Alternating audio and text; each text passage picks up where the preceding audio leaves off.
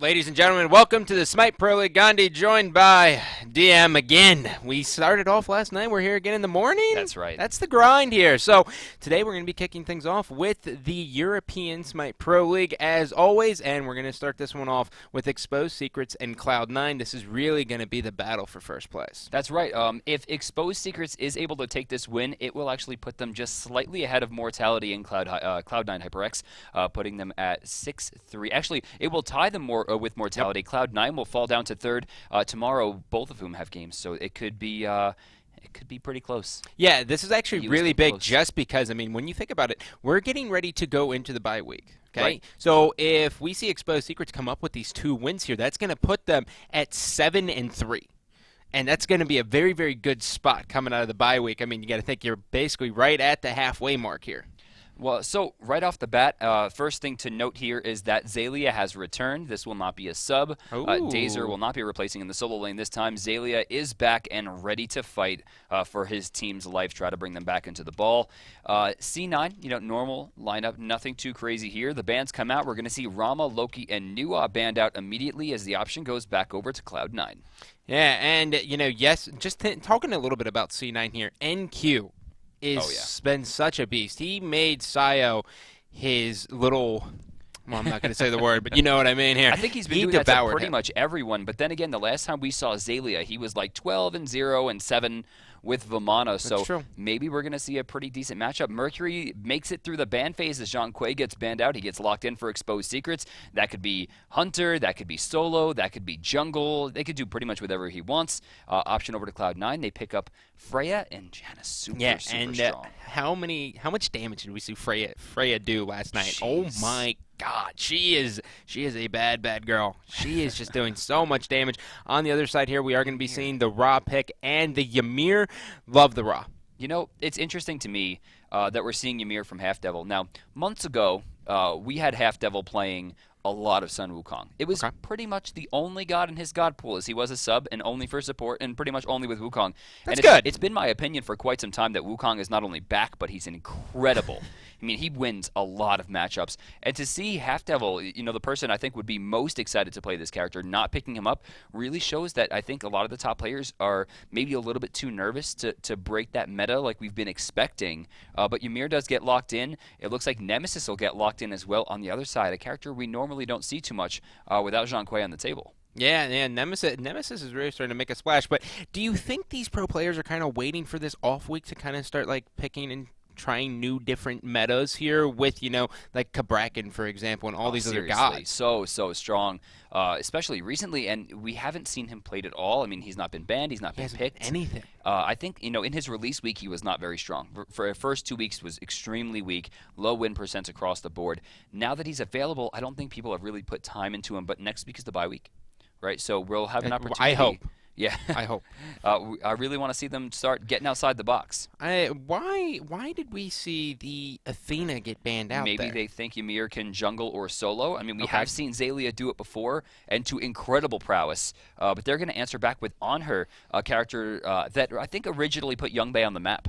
Yeah? Yeah, I mean, way back when. This was his go-to character. You did not let Youngbei have On Her. Why is that? Is it just because of the high burst damage of On Her that Youngbei was just able to explode people? That and Youngbei is an incredibly aggressive player in lane. The only thing about Youngbei, though, is he doesn't ever leave the lane. He hates leaving. Well, I don't blame him. Doesn't like global ultimates unless it's Neath where he can just sit down. He just wants to sit and play his game and push towers and not be bothered. Do you like that call from Hunters? Because, we see it a lot. I mean, we saw it especially a lot. Yeah, in all MOBAs. I mean, it's kind of like, what's actually going on here with it? I think it's a good thing, but there's also other times where I'm like, I don't know if I like this, right? Because there's so many team fights where on the other side where there should be a rotation, but I guess if the vision's not there, you really can't make that. That was kind of a running joke. Like even when the duo was next to Gold Fury, it was just Youngbei wouldn't go over there. He's like, guys, I have a creep wave. Like, just let me push my lane. He's obviously been much more aggressive lately. Sorry about that. But I don't know. I like the On Her ban there, though it might be misplaced considering Freya, it looks like, was going to be the ADC. Technically, in this case, that is a wasted ban. We're not going to see Freya go solo. Yeah. Janice will likely go, actually. I think Yeah, Nemesis. I'm assuming Hunbat's jungle. Freya. Maybe Nem's the support? Nemesis support. It's possible. Then throwing Freya into the jungle, and then Giannis into the solo? It's possible. Okay, so I'm sure everyone realized at home that we have a little bit of a delay. We did have a DC out of the lobby, so we're just waiting to get back into the picks and bans phase. Once we get there, the option will continue on Exposed Secrets side, who do now have to pick their final two here. Now, looking at the board, they have a very ambiguous lineup. Ra can be solo, Ra can be mid. Ymir can be support, he can be jungle, he can be solo. Mercury can do literally whatever you'd like. Yeah, Mercury literally can. It's kind of ridiculous. He's allowed to do just about anything. And the crazy thing here is this actually might be one of the first games that I've had the privilege of casting and Geb not be played. Or banned. He's still on the table. I'm going to puke. He's still on the table. It's going to be on this desk. It's going to be horrible. Good. I got khakis on there that she can throw up on me. Clean it up. Geb, of course, has been an incredible force in the SPL. God, yeah. I mean, last night, just destruction. Yeah, his shield honestly it's the best move in the game. Does everything for him. But his disengage is amazing. Yeah, his engage is amazing. I mean, he just lacks he lacks nothing.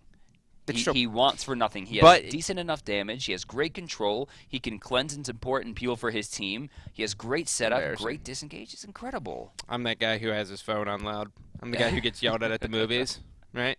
But no, I agree. But the good thing about Geb is that players who take bad routes with him, their team gets absolutely punished. Right. We saw Jeff Hindley do that last night. That's true. Where they actually lost that game because he decided to rotate around and blew the Fire Giant fight. So I think he's balanced just because of positioning. Oh man, I don't know that he's balanced. Don't start this with me, okay? I like him.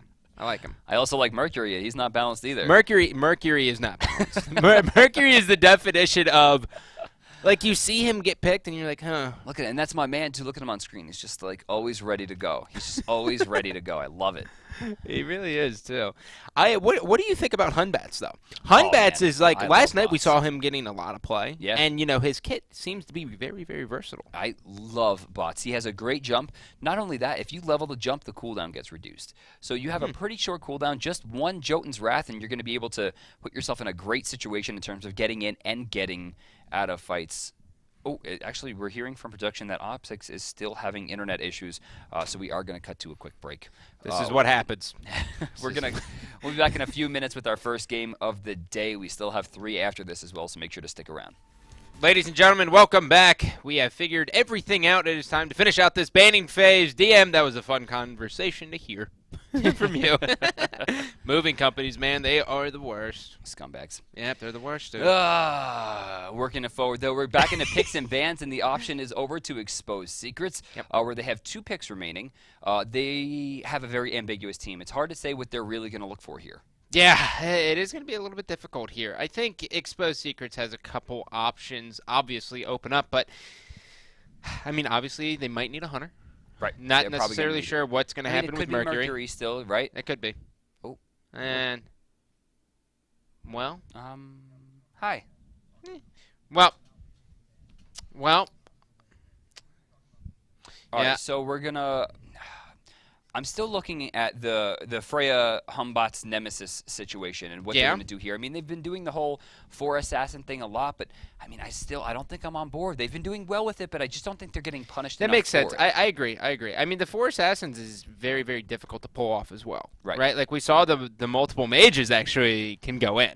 Just because, it's like, oh, dive me into the tower. Yeah, I tried to dive under dare this you. Physical damage tower as you build all magical damage. Right, yeah, it doesn't work well at all. But, taking a look here, we really just going to wait for it. And I kind of want to see Baka played, right? Well, NQ has done incredible things. He's so good with it. He's been so good with him. It's funny because he wasn't the person that really brought that in the map. It was Zalia. Yeah. It looks like we are through the picks and ban phase. We're going to be getting into the game in just a minute. We're just kind of receiving that information now. We didn't see it as well as you guys, but I do see the rosters here. And it's funny because Half Devil actually, I think, did pick Sun Wukong. Nice. Yeah? The king is back? Can he hear me? Okay, I'm going to let you guys in all in on a secret. He actually gets text messages from him. He was told 3 minutes ago who the picks and bans were. There wasn't a disconnect. He just likes to sound smart. The king is back. So when you start hearing him like early game, be like, oh, well, Cloud9 has won the game. It's because he got a text. Yeah, it looks like Half Devil has gone Heavy Hammer and Hand of the Gods with double potion. And then it looks like Funball has picked up Ullr across the way. NQ did finish off with Bakasura, so we are seeing the 4 Assassin meta. 3 Heavy Hammers on the board, and I'm feeling good. I love the Heavy Hammer. I love it so much. And look at, I just want to point this out here. So yesterday, Chaos side, it was reported to have a 62.5% win ratio, right. And the only time we saw him actually get taken out was when this exact invade happened. So they still won that game. Chaos side. They just lost the beginning. Oh, they did. Yeah. They did win that side. So now we are going to be seeing but the advantage was still shut down. Oh. Yeah, we are seeing a very, Baka and Hunbats both have jumps. If they don't take anything, HyperX moving forward. He spots it. Can Funball find it? He hits it from far away. Nice damage, but not going to have the follow-up there. Half Devil needed to really get into the animals faster, and he did not. Some damage done, but early enough to where HyperX will be able to go back, get his mana back, and get in there as fast as possible. Yeah, but the good thing is that still disrupts everything. Even if you just invade a little bit, and you just delay the jungle clearing that they have, it's still going to help your team out. Actually, I think he's going to get back in time. Did he really? Yeah, he got back in time it looks like about 7-8 seconds to spare. NQ, I guess, just checking for the invade here. Not too many wards down. Over on the right side, you'll see one, I guess, just to stop the push towards the mid camp. And we have a pause. Now, why are we seeing Emelito? Yeah. I was trying to guess why he would have a Heavy Hammer as well. Well, I mean, he's going to be going support, so Yeah. this is going to give him health, some damage as well for the push, on top of the slow potential, which will help in Nemesis's lack in CC. Okay. Well, ladies and gentlemen, we are going to have just another quick commercial break. When we come back, we will have the game. Sorry about this. Ladies and gentlemen, welcome back. We have gotten through everything. We have conquered the inevitable, and finally, it is time to get into the gameplay. Unfortunately, we are going to miss about 1:30 of gameplay just because, we're having a little bit of spectator issues. That's right, but we are caught up here. No First Bloods have gone down, but there is a pretty big disparity in gold difference, as we do see the boys on Exposed Secrets have had a much more, I think, lucrative early game. Yeah, it seems to be that way at least, and we're actually seeing Hunbats, Half Devil actually being super aggressive throughout this minute and 30. He's just really making his presence known. I love it. I mean, that's what you should be doing with Wukong. He has a giant AoE slow that costs 50 mana. He has incredible damage, not to mention inherent slows on his auto attacks thanks to the Frostbound Hammer. He will out-damage Nemesis at this point in the game, guaranteed, on top of the fact that he does have sustainability. Oh, jeez, Funball, that was a cute shot. Hail of arrows, real deep in the distance there, able to get off, hit onto 2 people. That's not an easy feat. You love Wukong. I do. You love him. The king is back. I remember watching you, like, the first day you got here, you were like, oh, man, dude, the king is back. The king is back. And he thought I was a jerk. I did. I was then, like, this but guy. then he saw. I did see the power. Ooh, Tiger's going to miss one. It'll find Youngbay as Frostyak finds a kill onto NQ. I think this is the first time we've seen that Bakasura fall this early in the game. Yeah, and that was actually very well executed. Frostyak really just exploding him. He caught him with the freeze, threw up a wall, and then went straight into his ultimate, doing just copious amounts of damage. Not to mention, it happened on the respawn of the buff on top, meaning he lost his blue buff. Bakasura, a character that does need a decent amount of mana to sustain in lane. Of course, being able to use that, eat minion to heal himself back up. Zalia clears the wave. He'll head back, and that's going to be a decent amount of gold. He has over 2,000 in pocket right now. He'll finish up Golden Bow and get level 2 of boots, giving him a boost in damage and a boost in movement speed.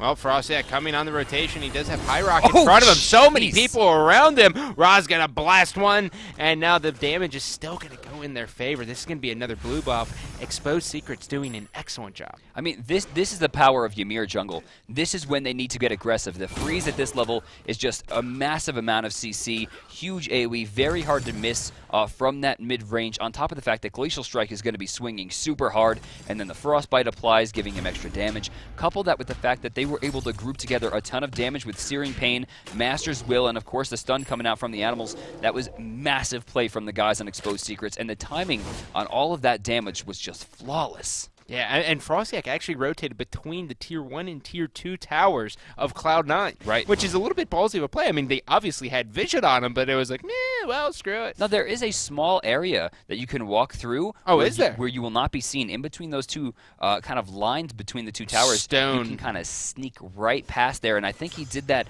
And it's funny, you'll always watch junglers kind of peek into the mid lane like, is he looking at me? Sneaky man.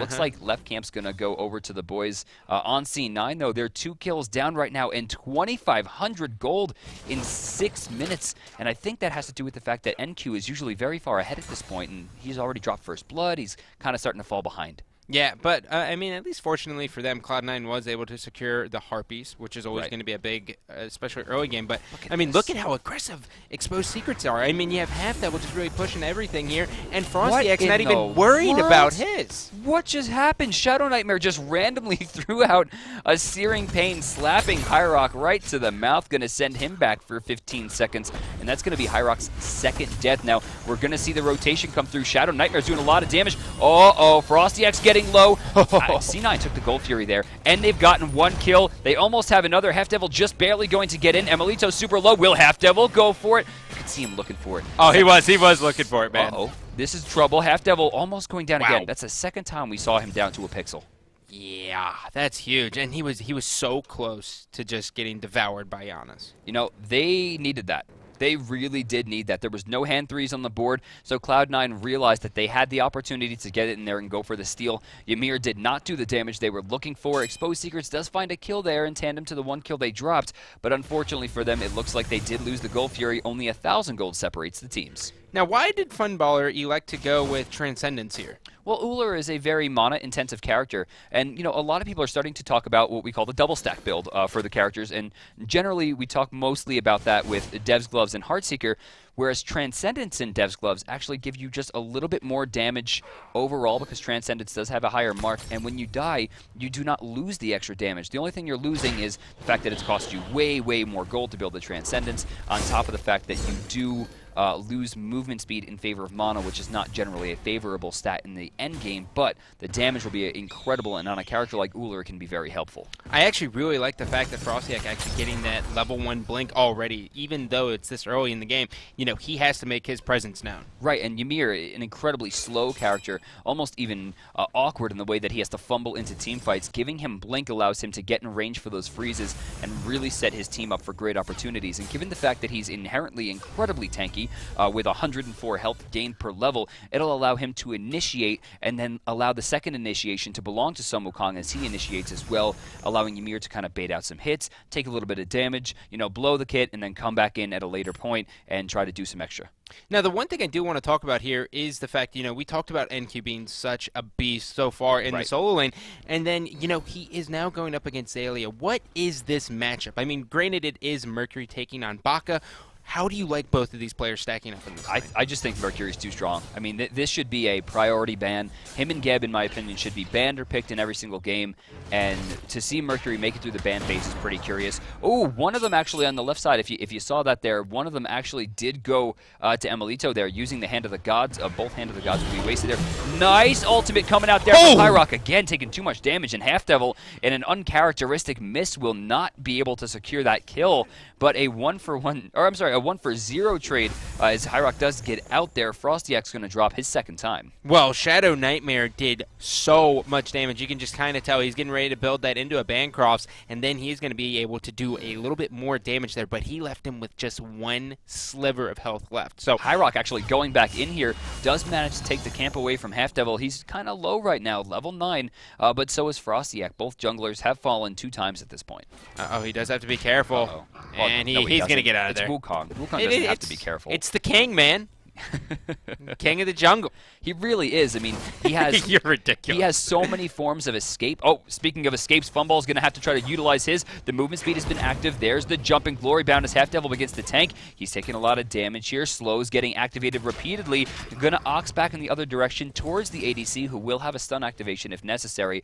But this is going to give a huge opportunity to the guys on C9 to go for a steal. This if Funball goes for this could be trouble. Well, also Shadow Nightmare's coming in on the rotation here as the engagement engagement is going to be starting. Funbar trying to stay alive, does a little bit of damage. Here comes Shadow Nightmare, misses the ultimate. In comes the laser, isn't able to do any damage, and he is just going to basically back and say, guys, I missed him I missed it. See you. Good luck with the rest of the fight. All right. But that was a 4-man grouping over there to the left side comparatively to 3. That's going to give the opportunity to Frostyak, doing a lot of damage to NQ right now. He uses the wall, but that's just going to bait the jump. It's not going to do anything really effective.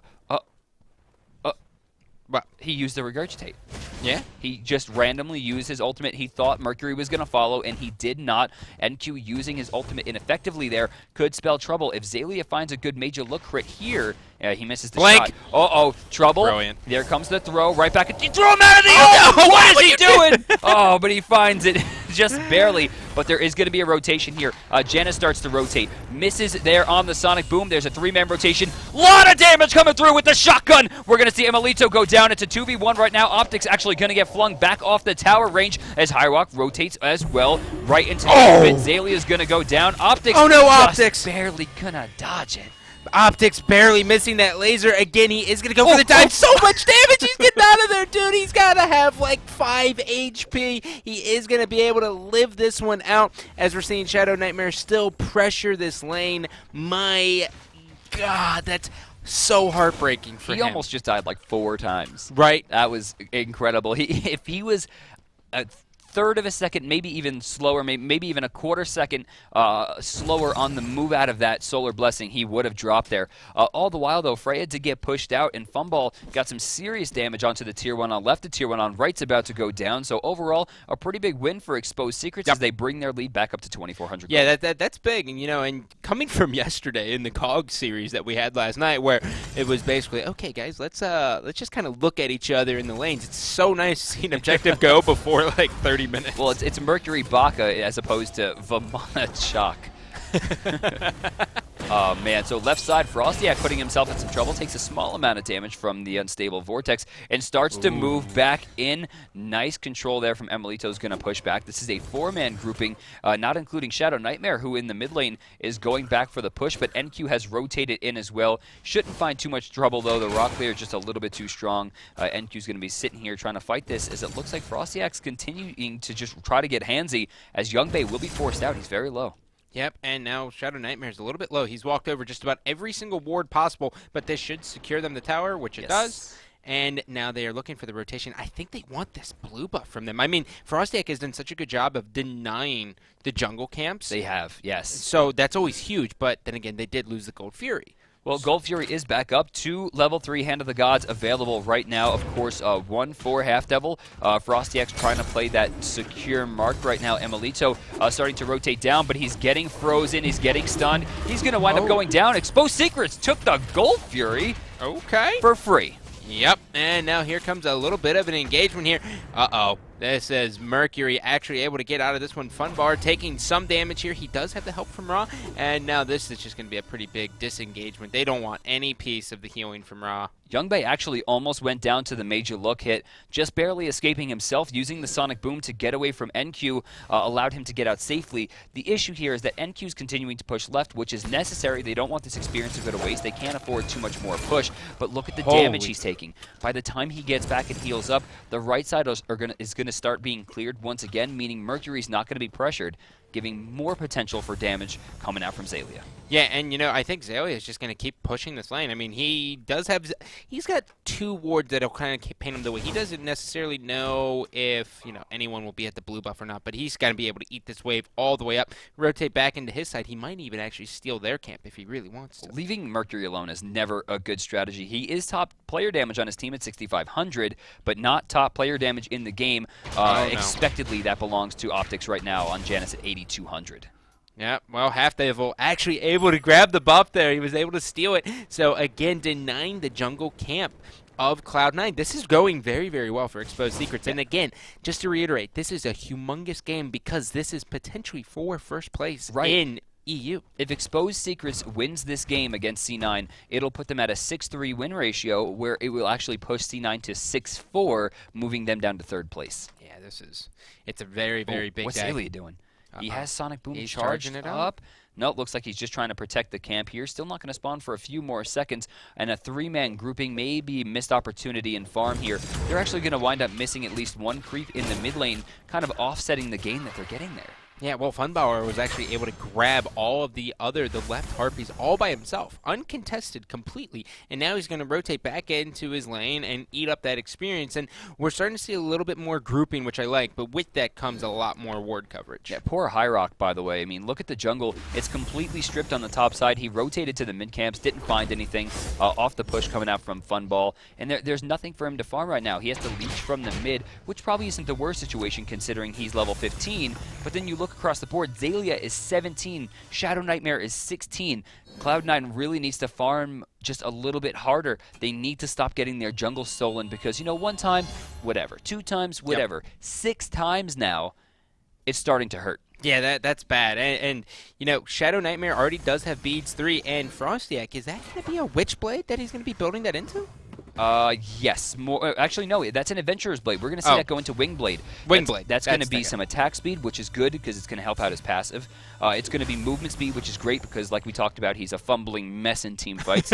Extra movement speed is good. Now can't be slowed for 2 seconds if he gets hit by a slow, which is great. And then, of course, health and cooldown reduction, which, of course, means more freezes, more carpets. Now, Half Devil's taking some hits here. Of course, hot on the slow. Hyrock's not going to be able to jump into that. Half Devil will get most of his health back from the raw heal. Not too much gain there for C9. Yeah, and, you know, it's kind of awkward how Half Devil's been doing that because he's been kind of getting a little bit ballsy every single time, like trying to promote it and really trying to bait for his teammates. Like right now, he doesn't really need to be doing any of this. No, right, but at the same time, how many times has he forced Hyrock away from this buff? I mean, even if he doesn't get it, the amount of time he's wasting as the support to stop the jungle is huge. Now, it looks like Exposed Secret's moving forward again. Shadow Nightmare took some damage from Jay once again, but he does find the kill. This should be good. Half Devil needs to try to protect here. A lot of damage coming into... Oh my god, the wall was so godlike. They're switching here to Frostiak. NQ not getting enough damage here. The Tiger's going to slow it. Optic super low right now. Forces himself into a bad spot as Funball cleans it up. NQ in some trouble, takes some damage, and Youngbei will contribute nothing to the team fight. Yep, Youngbei just actually going to get focused out there. Meanwhile, in the mid lane, Emilito. Congratulations, buddy. Yep. I mean, he has to be very careful as well. Yeah, low health, low mana. There goes the end of it. And really, at this point, where is he going? He's just going to go back to the base, and another camp going to be stolen here for the guys on Exposed Secrets. That was not only the small camp, but they just stole the red as well for even more experience and more gold. And you see that. Let's take a look at the charts here on the bottom. 5,800 gold, going to separate the 2 teams. 7,600 experience as well. Yeah, and this is actually going to be another tower for them as well. So Half Devil trying to just basically push Youngbei out again. And he's been doing such a good job of zoning. Is that really what kind of you can expect from Wukongs? Is just zoning the other team as much as possible? Yeah, I mean, that could be really important. You want to make sure that you're using that Master's Wheel effectively. It's 200, I think, 90 base damage in a huge AoE around you, and it applies a slow, and it never costs more, no matter what you level it up, than 50 mana. Crazy. You're like a cornucopia of knowledge, my man. About Wukong. I love Wukong. I know you do. Well, the Gold Fury looks to have come up here. Cloud9 is going to be starting this. They do have to be careful. Ra's going to be up. They already reset it once. 2 man on the stun. This is a lot of trouble. Emilito's getting very low, and then Ra did it. This guy is just maybe Shadow. We should switch him to COD. What do you think with these snipes? Shadow Nightmare is not messing around. There's the double kill. He's looking for the triple. It's going to be way out of his reach, though. But, you know, this is going to be a tier 2 tower. You know, it's funny because this team is such a ragtag. I mean, Shadow Nightmare was originally, you know, removed from his team. Funball got removed from his team. Frostiak got removed from his team. Zalia left his team. Half Devil got kicked as well, and now they're forming up, and a lot of these guys actually came from Cloud9. So to see this kind of work get put back, I mean, you know they're coming for blood today. Yeah, and this is going to be big, too, as we are going to see the little bit of a knock up there. This will be the Phoenix, though. Okay, so maybe it's not too unusual to see a Phoenix at 20 minutes, but to see a Phoenix with 4 people still in the base and the team pressuring them not have Fire Giant, that's a little nuts. Yeah, and oh my god, I love this rotation out of Exposed Secrets. They are keeping the pressure on so well, and I have to ask you here, right? Seeing Shadow Nightmare is basically a complete nightmare. No pun intended, right? what do you do for that? Do you build Divine Ruin and try to stop the heal just a little bit there? I mean, they have to try to get on him. He has full mage here. Chronos Pendant, Bancroft's Talon, Shoes of the Magi, and then, of course, Beads, but he has no damage reduction. He has no damage and vulnerability. There's no other heals besides his own coming out. There are some peels, of course, but with some proper Beads usage from NQ, they could really stick to him and blow him up, and a lot of the damage coming out has been attuned from Shadow Nightmare. I mean, he's over 10,000 right now, but the issue is if you do so much to try to shut down Ra, Mercury is going to run rampant, and given the fact that he is also doing a sick amount of damage at over 10,000 right now himself, I mean, it's a rock or a hard place. Yep, it's true. Now, why do you think Shadow Nightmare decided to elect to go with the Bancrofts and the Chronos instead of, kind of like the stacking items that we see from him a lot of the times, like the Warlocks into the Thoth? I have to assume it's because he went into this game thinking, I'm going to hit every single Searing Pain that I'm going to throw. I mean, he got a kill at High Rock on the red buff in the beginning of the game. And it helps when you don't miss. Yeah, I mean, no one even expected him to throw it. High Rock was just like, dead. Yeah, Height of the Urchin coming out here for Half Devil. On the other side, nothing really crazy. NQ actually building a Chins. Shadow Nightmare opting into Restored Artifact again, and given the fact that he already has Chronos Pendant, this is going to be Rod of Tahuti, though he is still about 1,200 gold away from getting that finished. Scary. But when he does, I mean, he's already sitting on 366 magical power, so that's going to bring him up to very close to, if not over, 500. So he's basically, in layman's, he is going to melt. I mean, he's already doing that. I mean, this might even be overkill. I would maybe have liked to even see a little bit more defense come out. But at the same time, like a Void Stone? He's been uncontested. I wouldn't even say Void Stone. I mean, Janus hasn't really been aiming at him. Freya hasn't really contributed all that much. But at the same time, he does want to continue that damage run. It's really the only thing he could offer himself without losing too much of his damage potential. Well, I also love the fact that Frostiak doesn't care at all about himself, and High Rock is going to be in a difficult spot here if he does get caught with this blink. But, Frostiak, he's just like, all right, look, Shadow Nightmare, just be behind me. I'll pave the way. As soon as I freeze them, just explode them. And that's really how it's going. And I mean, Ymir does have a decent level of damage itself. Oh, absolutely. I mean, Glacial Strike hitting an absurd amount of damage. Then he's able to shut paths off with the wall. You catch a Bakasura or a Humbots without his jump, and you activate that ultimate, and it's panic mode. What do you do? Yeah. Well, it looks like they're getting ready to group up here on the left side on this turret. They do have the minions pushing up as well. Funballer just wasting no time hopping in there. They're going to be able to juggle this, rotate it, and now this is going to go down as well, and there's no contention at all from Cloud9. Cloud9 cannot answer the call of Exposed Secrets. It was funny right there because they had two options there in Cloud9. They could either try to go for the Fire Giant or they could defend the Phoenix. The issue is if they went for the Fire Giant, they probably would have lost the Titan. If they defend the Phoenix, they give up complete map control, lose their tier 2 anyway, and now will be forced away from that side of the map regardless. Now, the only thing they have accomplished is pushing up this mid lane, I think, pretty effectively, considering the Phoenix is almost up, but they have to be careful. Right now, Emilito going back to the base, which is extremely curious. I mean, the Fire Giant contention is about to start. I mean, the gold difference alone is just massive. Huge. But on top of that, okay, let's paint the picture that Cloud9, they want to start getting back into this here, even though the Fire Giant is going to basically be going directly to Exposed Secrets right now. What do they need to do? Honestly, it's going to come down to they have to hope that Exposed Secret throws. They have to throw a team fight. They have to be completely disorganized. They have to miss shots. It has to be a throw at this point. There's no, play at equal footing.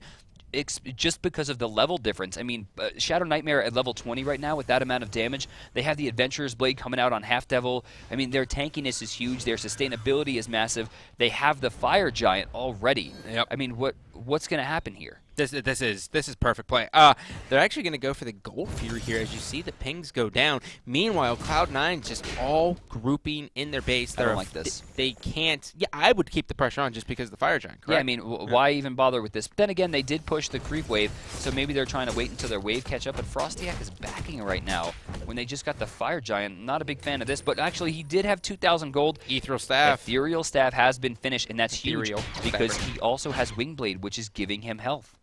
So what is that actually going to change to him now by grabbing that item? Well, Ymir has a ridiculous amount of health. Like I said, 104 base per level.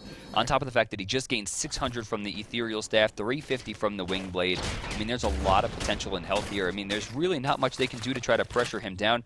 You take a look at his defensive stats. He's sitting at 3228 total HP right now. Though he can lose a lot of that to Emilito's ultimate, but the ultimate is only level 3 as he is level 13.